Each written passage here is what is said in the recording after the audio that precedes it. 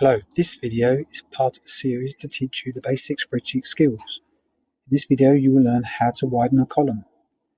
In this spreadsheet you can see that part of the text cut off in column A and column C. I will show you two quick methods to correct this.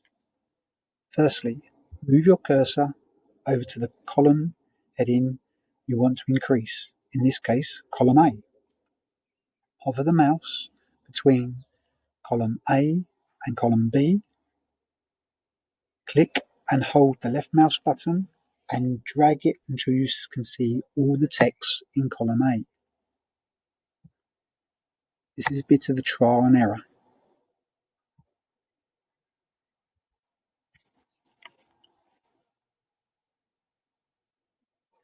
The second method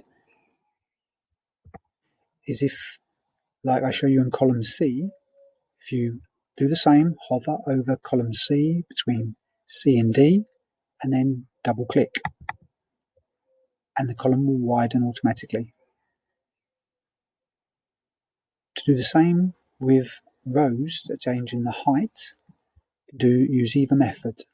Either click and hold and drag down, holding your cursor at the bottom of the row you want to increase, or simply double click.